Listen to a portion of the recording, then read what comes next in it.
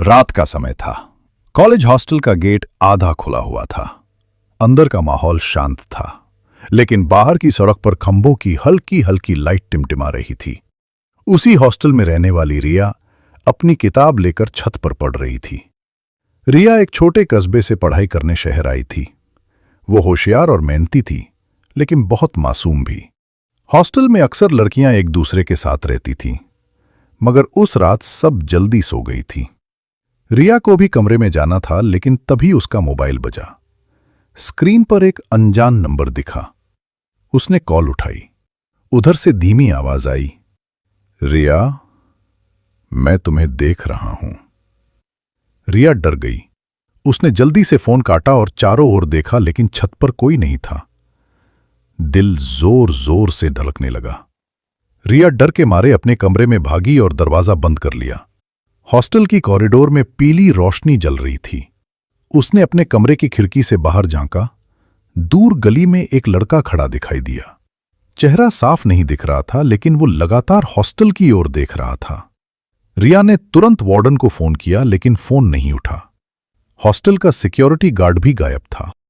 अचानक उसका फोन फिर बजा। उसी लड़के की आवाज आई, डर मत, बस मिलने आना है। रिया ने कांपते हुए जवाब दिया, तुम कौन हो?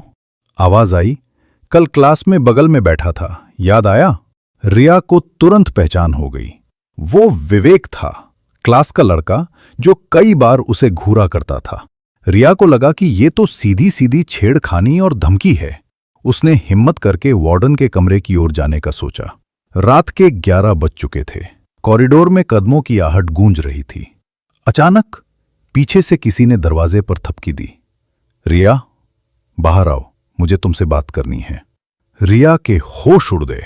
उसने तुरंत कुंडी और कस दी।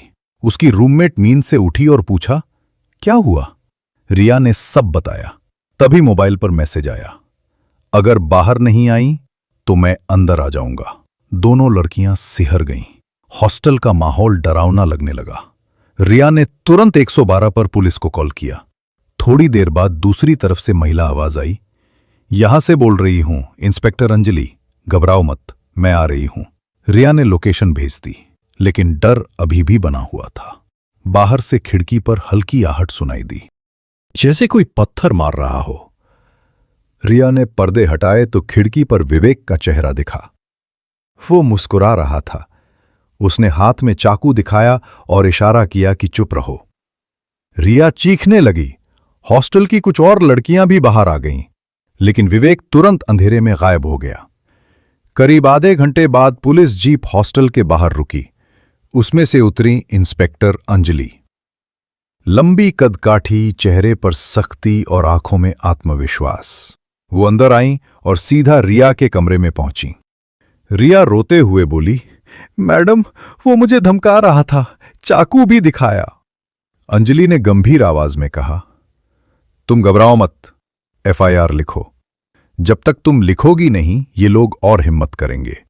रिया ने डरते डरते एफआईआर दर्ज करवाई। अंजलि ने तुरंत गार्ड और वार्डन को डांटा और बाहर पुलिस तैनात कर दी। अगले दिन कॉलेज में अफवाह फैल गई कि रिया ने विवेक पर केस कर दिया है। कुछ लड़कियां उसके साथ खड़ी हो गईं, लेकिन कई ने कहा, अरे मामला बड़ा हो जाएगा, पढ़ाई पर असर पड़ेगा। विवेक के दोस्त रिया को घूरने लगे। क्लास में भी अजीब सा माहौल हो गया। प्रोफेसर ने कुछ नहीं कहा, लेकिन सब जानते थे कि मामला गंभीर है। शाम को रिया हॉस्टल लौट रही थी कि एक बाइक उसके पास आकर रुकी। विवेक का दोस्त था। उसने धीमी आवाज में कहा, केस वापस ले लो वरना, और गाड़ी तेज करके चला गया। रिया फिर डर गई, लेकिन उसने तुरंत इंस्पेक्टर अंजलि को कॉल किया। अंजलि बोली, डरना मत, अब ये धमकियां बढ़ेंगी क्योंकि तुम सच के साथ खड़ी हो। मैं तुम्हारे साथ हूं।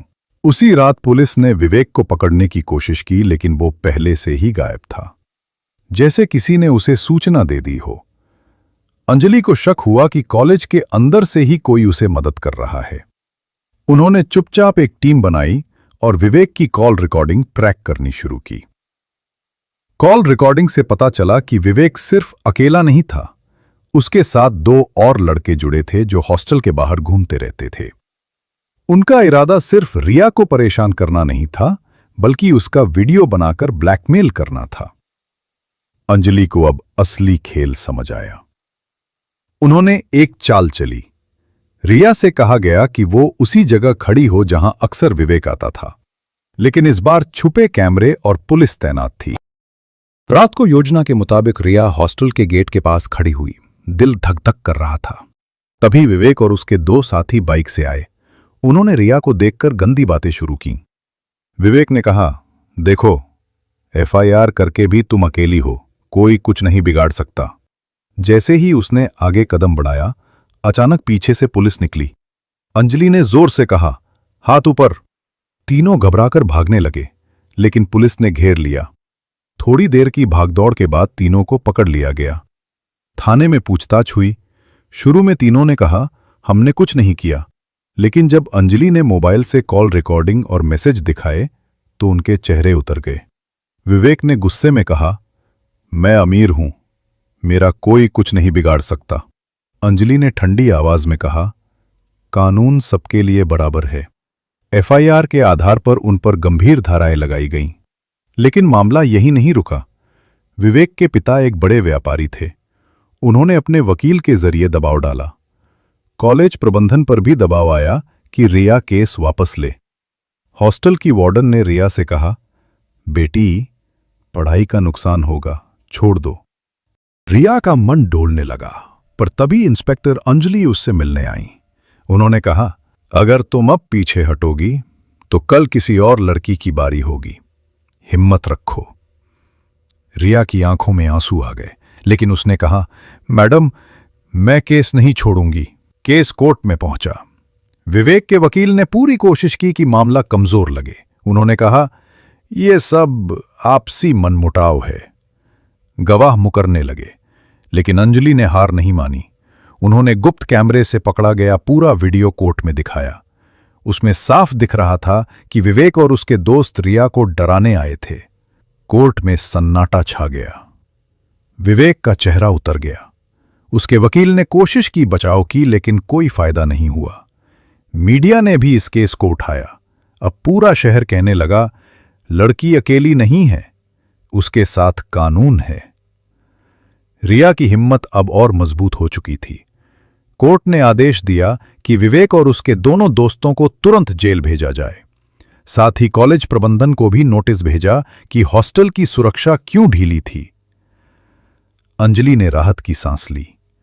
रिया के चेहरे पर पहली बार मुस्कान आई। कुछ दिनों बाद रिया हॉस्टल के गेट पर खड़ी थी। इस बार खंभों की लाइट उतनी ही थी, लेकिन उसके दिल में डर नहीं था। बाकी लड़कियां भी उसके पास आईं और बोलीं, तुम्हारी हिम्मत ने हमें भी साहस दिया। रिया ने मुस्कुराकर कहा, अगर इंस्पेक्टर अंजलि ना होती तो शायद मैं भी चुप रहती। इंस्पेक्टर अंजलि ने अपनी डायरी में लिखा, हर एफआईआर सिर्फ कागज नहीं होती, ये उस आवाज का सबूत होती है जिसे दबाया जाता है। अगर एक लड़की हिम्मत दिखाती है तो 100 और लड़कियों को हौसला मिलता है। कहानी खत्म हुई, लेकिन यह घटना शहर में मिसाल बन गई। अब हॉस्टल में हर लड़की को यकीन था कि अगर वो आवाज उठाएगी तो कानून उसके साथ खड़ा होगा।